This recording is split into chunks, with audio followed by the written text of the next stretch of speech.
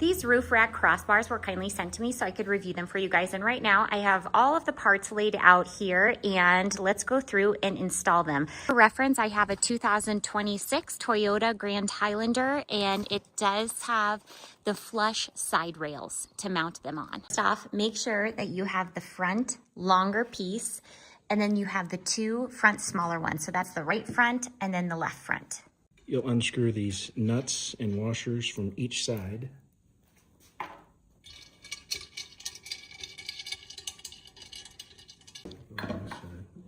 All right, so we're just putting each of those pieces on the ends right here. And I'm just going to lightly screw them in because I don't know the exact distance between the two rails yet. And as you can tell, this can move and you can tighten it down to wherever you need once you get it up on the vehicle. The same thing again here on the other side. Just lightly tighten them to however you need, and then you can tighten them more later. All right, so there's a little piece right here that you can just pop off with your hands.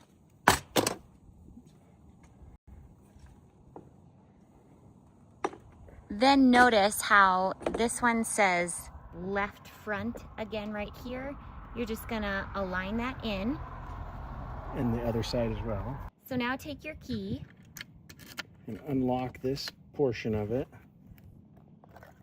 It lifts right off. Set it aside. Get your bolt.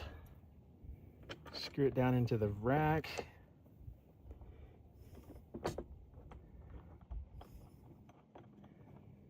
And then tighten it with the provided Allen wrench. And at this time, now that you got it up there and secured on both sides, you can use the provided Allen wrench to feel underneath and tighten those two screws to tighten the crossbar. Now just put that very top piece on and tighten it with your key. Now we're just doing exactly what we did over here on the first side on the second side. So we screwed in the screw with the provided Allen wrench. And now we're tightening the screws all the way underneath. For the crossbar. All right, now that it's nice and tight, we're just gonna put this top cover piece on and turn your key. These have a little protective film on it, so you just have to peel that off, set it aside. And now that we're on the rear bar, just make sure you have the bar that says RR and left rear and right rear. And we're just gonna repeat the same process. So use the key and take off that cover, and then unscrew these pieces on the end again and screw them in. So now we're removing the rear plastic pieces.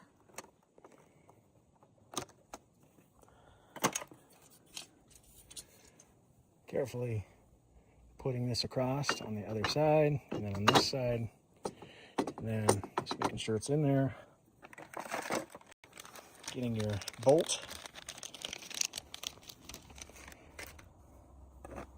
and wrench, Allen wrench, and then just tightening it down again. Put your top cover on. Now this is the final one, and we're just tightening those screws with the Allen wrench. And those screws underneath. Final piece. All right, so this is fully installed, and it was really a cinch. I was, for some reason, expecting this to be harder than it was. These roof racks are necessary for you to get whatever kind of additional rack you want to get for your needs, whether you're kayaking or skiing or whatever sport you're wanting this for.